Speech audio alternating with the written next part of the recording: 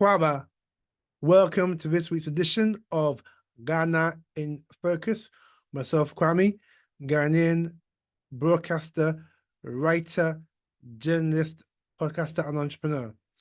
And in this week's edition of Ghana in Focus, it's a special reviewing Ghana's election. So in a month's time, Ghana will be going to polls. So we're having a election special looking at the Ghana election. So that's the theme for this week's podcast, Ghana Election Special. Before we get into the podcast, just to make you aware that if you like what you hear, please share to your friends, family, social media networks. Please subscribe to Ghana Africa in Focus on YouTube. We currently have got about, I think, 10 subscribers on YouTube. We want to get many, many more. So please subscribe to Ghana Africa in Focus on YouTube and hit the notification bell, meaning that every time I upload a new podcast, YouTube will inform you of that. Also, you can also get Ghana Africa in Focus on Spotify. Again, look out for Ghana Africa in Focus on Spotify and click the follow button, meaning that every time I upload a new podcast on Spotify, Spotify will notify you. So we're looking to try and get 800 followers by the end of the year. So far, we're in 535. So thank you to all those who are following me on Spotify. All right, so let's get into this week's podcast, election special, previewing the forthcoming elections in Ghana. So in a month's time, December 7, Ghana goes to polls. For me, it will be a very critical election. We say this every time, but this one is a definitely critical election because MPP, the current government, wants to break the eight, and the opposition, led by NDC John Mahama, wants to come again for one more term and break the eight as well. And so it promises to be a very, very interesting election. But for me, I'm going to lay down why Ghanaians should vote out this current government. The MPP should not be returned to power. And like I said, I'm not MPP, I'm not MDC, I'm a Ghanaian. And we look at things from a critical eye, critical analysis. And when one does a critical analysis over the last 8 years, Ghana has basically dived into oblivion. What do I mean by that? Well, there are a few big issues on which the election is going to be decided upon.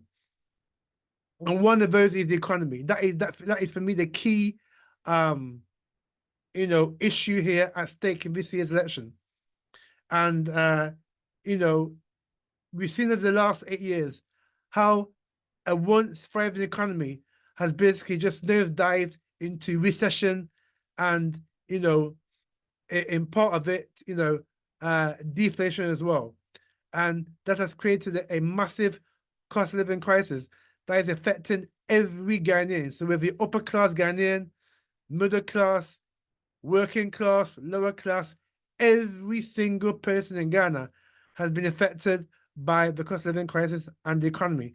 Even those of us who live in the diaspora, when you send money back home or you want to build a project, the money that you were sending 3-4 years ago can't do as much as it did. Sorry, the money that you're sending today, right, can't do as much as you were sending 3-4 years ago because the value of the local currency, the cedi, has nosedived. In fact, just 2 years ago, in 2022, the Ghana cedi was the worst performing currency in the world, not just in Africa, but the world, in 2022. And even this year, it's lost some 25% of its value, So the economy is in a very, very bad way. And because of this economy and the high cost of living in Ghana, which has created a cost of living crisis, many Ghanaians have left the country in the last 3 years. And I see here in the UK, there are many, many Ghanaians, in the big cities, whether it's in London, in Nottingham, in Leeds, in Manchester, in Birmingham. There are Ghanaians everywhere. And it wasn't like that 3 years ago, particularly in the city that I'm in. 3 years ago, there are not many Ghanaians in the city where I live.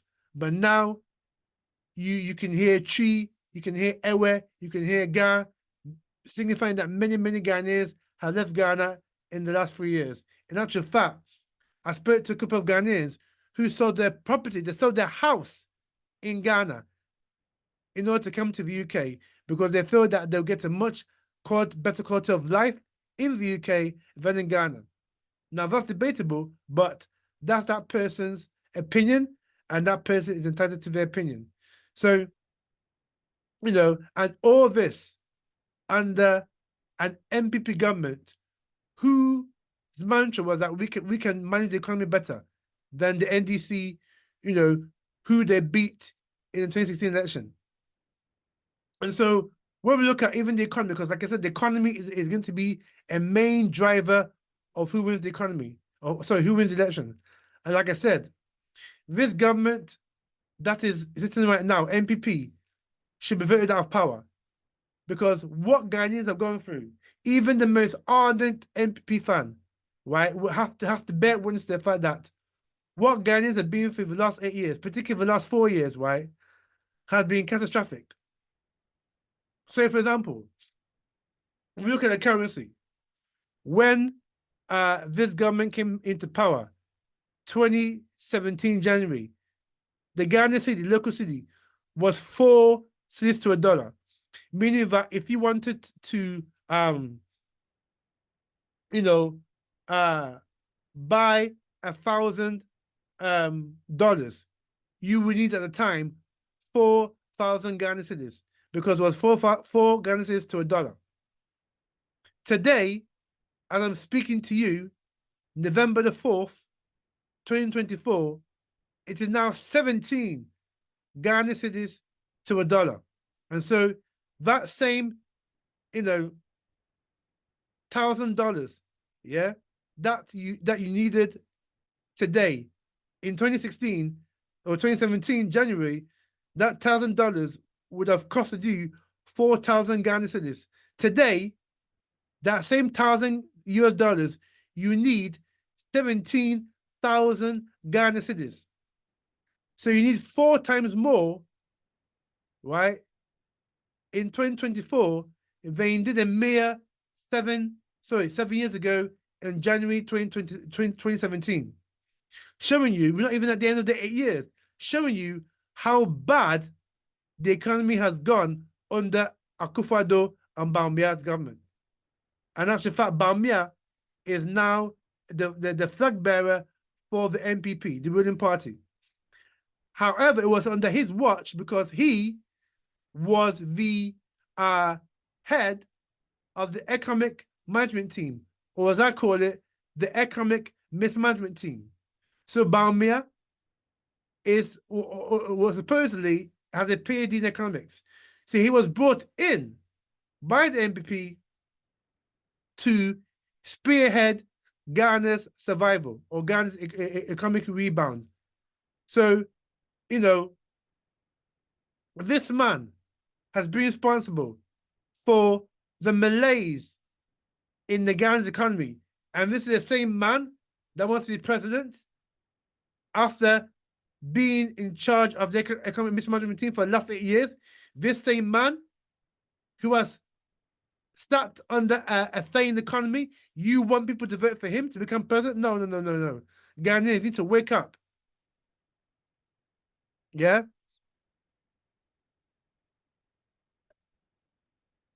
Because this government, like I said, has put Ghanaians through some of the worst economic, outcomes in Ghana's history. So apart from the local currency collapsing, 70 cedis to $1, when it was 4 cedis to $1 when they came January 2017. That's made business difficult because, like I said, if you are a business person, back in 2017, you wanted even, like, for example, $10,000. You don't have to, to do your, import business. You wanted $10,000, 2017. That would only fetch you 40,000 Ghanaian cedis. 40,000 Ghanaian cedis. But today, if you're a business person and you want to, do $10,000 worth of shopping, right, and bring goods into the country, that same 10,000 Ghanaian cedis, sorry, 10,000 US dollars is now 170,000 Ghanaian cedis. Showing you that basically the devaluation of Ghana's of currency in particularly the last 3 years, because the first 4 years it wasn't as bad. In actual fact, in 2022 January, it was about 7.5 cedis to a dollar. So in about 2 years, it's more than doubled to 17 Ghanaian cedis, showing you the chronic mismanagement of the Ghanaian currency by Akufo-Addo and the NPP government. Yeah, so that's one thing. 2, when this government was voted into power, 2017, Ghana's interest rates was about 15%. 15%. Today, yeah, it's now 35 to 40%. And this is the rates that businesses are being given loans to. How can a business survive with 40% interest rates? So in the last 3 or 4 years, many businesses have collapsed. They've either collapsed or they've left the country. And if you remember, I did a podcast about why many big businesses have left Ghana. And this was this year. Many big companies have left Ghana because of the high interest rates and the high cost of doing business in Ghana. Again, you look at the price of food. Yeah. 2017, a tuber of yam was 2 cedis. Today, that very same tuber of yam is 20 to 30 Ghana cedis. Even some places, it's even 60 Ghana. No, sorry, that's it. 20 Ghana cedis, that's even a lie. It is 60 Ghana cedis for tuber. Right? 2016, that was 2 cedis for a tuber. Today, 2024, it's 60 to 70 Ghana cedis. A bag of 5 kg rice, 2017, was 10 Ghana cedis. Today, it's more than 100 Ghana cedis for the same 5 kg of rice. In Ghana, you could get, 2017, you could get 4 tomatoes for 1 Ghana cedi. Now, you can't get 4 tomatoes for 1 cedi. That's the long-going system. You have to buy 20 tomatoes. That's what they're giving you now, 20 tomatoes. And that's for about 20 Ghana cedis. So it shows you the inflation that is so high in Ghana now, making the cost of living unbearable for many Ghanaians. So I don't want to go too much about the economy because I'll be here to next year. But this government, under the stewardship of Nana Addo Dankwa Akufo-Addo and Dr. Mahmoud Alhaji Bawumia, they have destroyed the economy of Ghana. Even big businesses are crying out, let alone the small businesses that have collapsed. Big businesses are crying out that they've left the country. So how can you entrust Bawumia with the economy of Ghana when over the last 7 to 8 years, his stewardship, or rather his mismanagement of the economy, has created the situation that Ghanaians find themselves today? And the GDP debt ratio of Ghana, when the NPP came into office in 2017, their debt to GDP ratio was 55%. And they said that was incompetent. That was they can do better than that. And the national debt of Ghana stood at 120 billion Ghana cedis. Today, as I'm talking to you, November the 4th, Ghana's debt stock is more than 700 billion Ghana cedis. Yeah? Or, at its peak, 107% GDP debt ratio. According to the IMF and other ratings companies. By the end of the year, Ghana's GDP debt ratio is going to be hovering about 75 to 80%. That is much, much higher than what they inherited in 2017 when it was 55%. And they said that was bad management and incompetence. And so, just the economy alone, that has created a dire economic crisis in Ghana.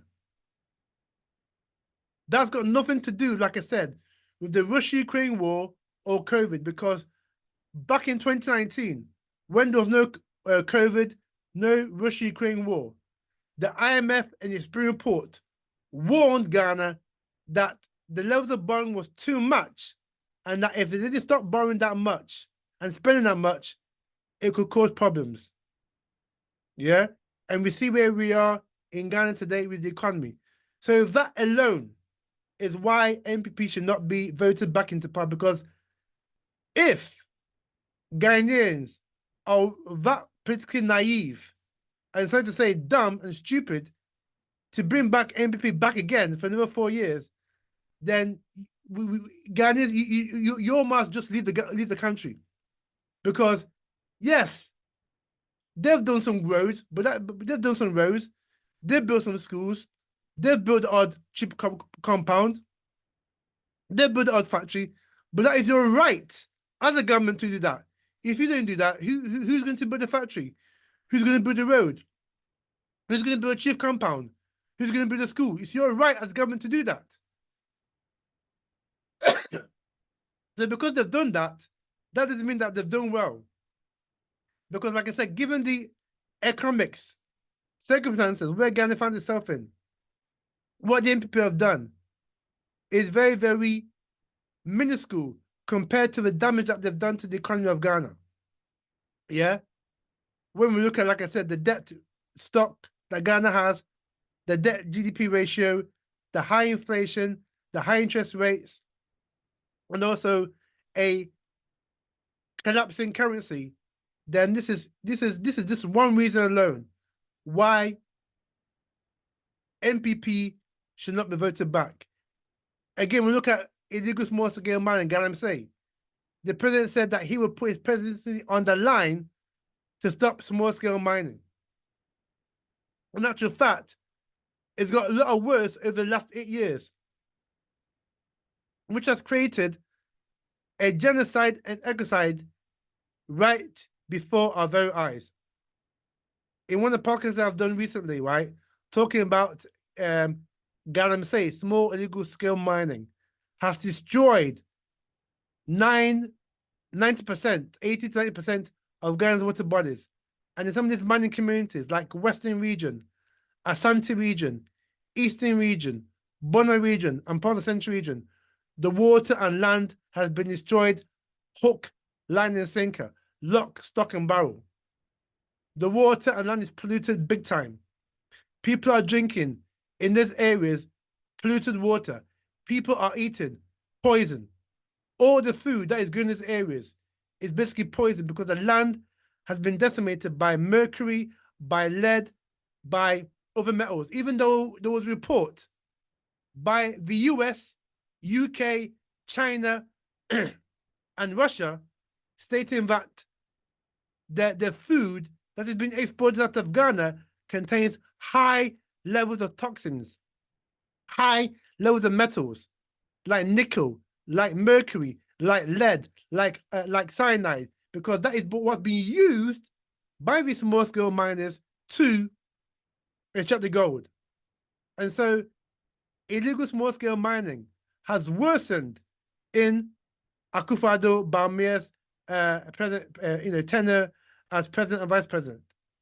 Yeah, and so again, that is another reason why this government must be voted out of power. Again, we even look at a document called the Ejapade document, and that is a real document. And in that document, it explains how this current government would actually destroy the banking sector, destroy the mining sector, and also destroy some Ghanaian businessmen who it perceived were enemies. And as you've seen, you know, we look at the, like I said, the gold, how they've destroyed the gold mining sector with this illegal small scale mining, because we have, there is evidence to state that the very top of government is involved in small scale mining, because if it wasn't, don't you think they would have started by now? And the president said that he would put his presidency on the line to stop small scale mining. And so if the president or the presidency were not involved in small scale mining, then why is it that they can't stop it? Why? And we know there's many men, many so-called big men, in quotes, affiliated to the current government who are also involved in small scale mining. So that alone, right, their failure to tackle an environmental and genocidal activity is another reason why this government must go. We look at healthcare. Yeah, Ghanaians are suffering big time with their health. Diabetes, hypertension, kidney, liver disease, cancers are now all big killers in Ghana. Let alone malaria, let alone, other illnesses. But these illnesses have become prevalent in Ghana a lot. And Ghanaians are dying because of lack of investment in the healthcare sector. Again, I did the podcast that many Ghanaian doctors and nurses have left Ghana over the last 3 to 4 years because of poor working conditions, poor remuneration, and also, more importantly, poor infrastructure in hospitals. Yeah? And so these politicians don't care about the ordinary Ghanaians' healthcare because they've got diplomatic immunity. They can go to US, UK, Canada, wherever, and get treatment for themselves, their family, and their friends. But the ordinary Ghanaian couldn't afford healthcare. And even the so-called, the so-called national NHIS, that doesn't cover many illnesses. And that's been administered very, very poorly. So even in health, this government should be voted out. Again, if you look at so-called free SHS, and that's another con by this Akufo-Addo Bawumia government, it is not free. In actual fact, parents are paying 5 times more than the government for their children's education. So this trumped up policy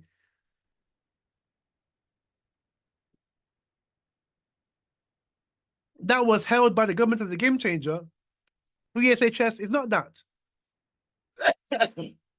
Because today, many parents in Ghana are paying more under the so-called free HSS when it wasn't free.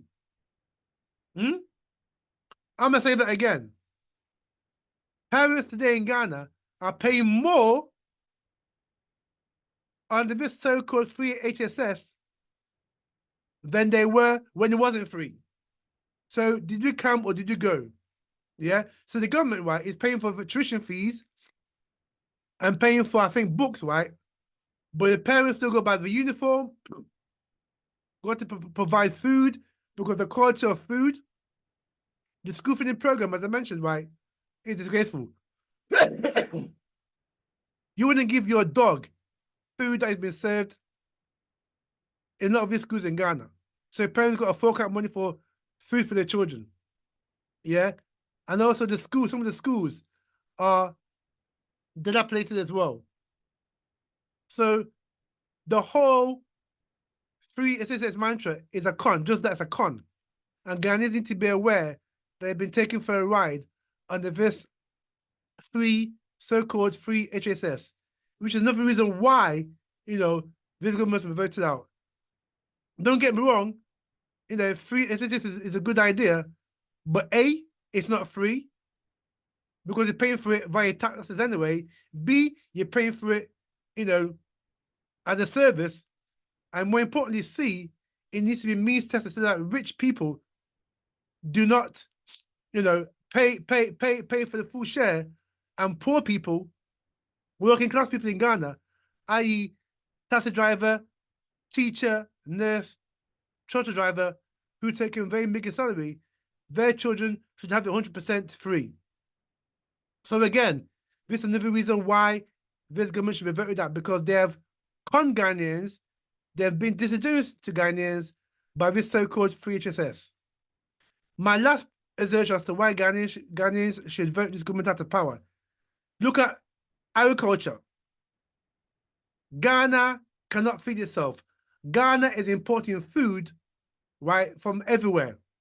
Even its own staple food, like yam, like cocoyam, like plantain, like millet. Ghana's importing it. And yet, this government said they had a planting for food and jobs policy that would enable Ghanaian farmers to grow more food. So this scheme apparently has been going on for 7-8 years. So you would have thought by now it would yield fruit. So if this planting food and job was a great policy, why is Ghana importing more food than it was 7 years ago? Ghana imports $5 billion worth of rice a year. Just that alone, that $5 billion, if we put that into our farmers, you don't think we'd be better off? So what happened to all the promises of planting food and jobs, agriculture, blah, blah, blah? Hasn't materialized. Yeah? Showing you that Ghana or Ghanaians have been taken for a ride by this government in terms of agriculture. And again, we look at the mass corruption under this government. The millions upon millions of US dollars that the government has stolen, right? It's unbelievable. Even one of their own MPs, Cecilia Dapa, was caught, or rather, her maid stole $1 million from her house.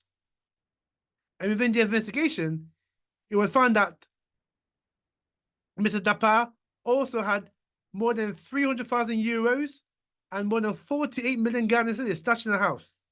If that's not corruption, I don't know what is corruption. And aside from that, we've seen corruption in all parts of the government. Yeah? When it comes to taking loans, when it comes to awarding contracts, when it comes to, business divestiture, when it comes to privatization of businesses in Ghana, right? We know that there's been massive corruption involved in that. And this is a government that came to power saying that we will fight corruption. So even on corruption, they failed the people of Ghana. And so, Ghanaians, look at your quality of life now to when these people came to power 7.5, 8 years, well, more or less 8 years ago. Can you honestly put your hand on heart saying that you are better off today than you were 7 years ago? I don't think so. I don't think so. Based on what I've said in the last, half an hour, 40 minutes, Ghanaians are worse off today, much, much worse off today than they were January 2017 when the government came into power. And so, Ghanaians, vote wisely. Don't vote with your stomach. Don't let these, MPP politicians trick you with Fanta or phone credit or 1,000 Ghanaians, because if you accept that, you are selling your birthright. People in Ghana died for the vote. So if you allow these politicians to give you 1,000 Ghanaian cedis, crate of Fanta, crate of Guinness, and you vote for them, right?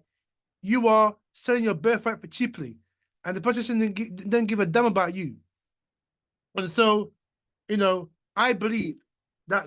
strongly believe that Ghana should vote out MPP and vote for a new government, whether it's NDC, whether it's Nana Kwame Biada, who's got some great ideas, whether it's Alan Chemanting's Butterfly movement for change, whether it's Kofi Abdul, whatever, even if there's a coalition. But what must happen is that come December the 8th, MPP must be voted out of power, because they put Ghanaians through the sword in the last 8 years. And they've caused Ghanaians a lot of suffering. Even Dumso, they said that Dumso or power outage will be a thing of the past. Today, as I'm talking to you right now, one of the main power providers in Ghana, the Asogadi Independent Power Company, is owed more than $200 million by the government of Ghana, and they're threatening to pull their plant off, send it off, if government does not pay them that money, because they're saying that the government is being very, very insincere with them during the negotiations. So Dumso is back in Ghana, because in the last few weeks there's been Dumso, a lot of power outages in Ghana. And if you don't watch out, whoever wins the next election, Dumso could be a reality that Ghanaians would have to put up with. And so for me, whoever wins has got a massive job in their hand. Why? Because you've got the economy in a bad way. We've also got the afterlay of the debt exchange program that is, again, going to hit Ghanaians up until 2036. That's another thing that is not being told to Ghanaians. This domestic debt exchange program, where Ghana has to restructure its debt, did it end this year or last year? It's going to affect Ghanaians, right, for the next 10 years at least, 10 years. And like I said, the government bonds is being affected, and also people's pensions is going to be raided. This, again, is why you must vote this current government MPP out of power. So that concludes my election special on Ghana, when Ghana goes to the polls in a month's time. And we hope that Ghanaians vote wisely and vote for the best party that can alleviate them from the suffering and cost of living crisis that they're in. And so thank you for listening to this special edition of Ghana in Focus with myself, Kwame, and from the crew here on Ghana in Focus. Thank you very much for listening. And we've got some great programming coming up over the next few weeks. We'll be looking at diaspora conversations, speaking to Africans from the diaspora who come to Ghana, make Ghana their home. We're also looking at opportunities in Ghana. We'll be giving you a taste of that, because I'm going to do a lot of that next year. And also next year, we're going to start a new series looking about men, looking at men's issues. So things like prostate cancer, why men cheat, things that, are sort of male-oriented. So look out for that in Ghana, Africa in Focus in 2025. We definitely got a lot to offer you next year. So now I can't wait to share that with you. But there's a lot of, new things in the pipeline for 2025. But for now, thank you for listening. And we'll see you next week for some more Ghana, Africa in Focus.